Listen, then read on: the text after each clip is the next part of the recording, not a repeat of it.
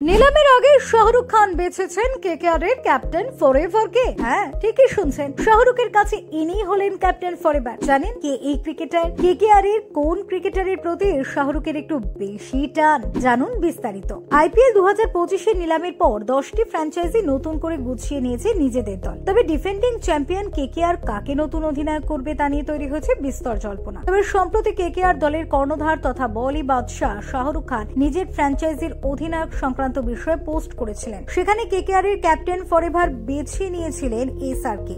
গত 2 নভেম্বর জন্মদিন ছিল শাহরুখ খানের। 59তম জন্মদিনে দেশ তথা বিশ্বজুড়ে ফ্যানেদের শুভেচ্ছা জোয়ারে ভেসেছিলেন তিনি। কেকেআর মালিক হওয়ায় ক্রিকেট মহল থেকেও এসেছিল শুভেচ্ছা। এসআর কে শুভেচ্ছা জানিয়েছিলেন বর্তমানে ভারতীয় দলের কোচ ও কেকেআর কে 3বার ট্রফি এনে দেওয়া গৌতম গম্ভীর। তারই মধ্যে 2বার অধিনায়ক এবং 1বার মেন্টর হিসেবে। শাহরুখ খানের জন্মদিন উপলক্ষে গম্ভীর এক্স হ্যান্ডেলে লিখেছিলেন, এখানে সেই লোকটির জন্য শুভেচ্ছা যিনি 25 বছর বয়সে পদার্পণ করছেন। আপনার এনার্জি, কারিশমা এবং চার্ম প্রতি বছর আরো তরুণ হয়ে উঠুক। আপনি চিরকাল ভালোবাসা ছড়িয়ে দিন। কিছুটা দেরিতে হলেও গম্ভীরের পোস্টের উত্তর দিতে ভোলেননি শাহরুখ খান। গম্ভীরের পোস্ট রিপোস্ট করে এসআর কে লেখেন, আমি 25, আমার মনে হয় আমি আরো তরুণ। হা হা, ধন্যবাদ জিজি অনুপ্রেরণা হয়ে ওঠার জন্য। My captain forever and more, love you. গম্ভীরের সঙ্গে শাহরুখের সম্পর্ক কতটা ভালো তা নতুন করে বলার অপেক্ষা রাখে না। অধিনায়ক থেকে মেন্টর সবসময় গম্ভীরকে পূর্ণ স্বাধীনতা দিয়েছেন এসআর কে। ফলে কিং খানের মনে সব সময়ের জন্যই কেকেআর অধিনায়ক জিজি। এবার আসা যাক আইপিএল 2025-এ কে হবেন কেকেআর এর পরবর্তী অধিনায়ক সেই প্রসঙ্গে। অধিনায়কত্বের তালিকায় রয়েছে একাধিক নাম। ভেঙ্কটেশ আয়ার, রিঙ্কু সিং,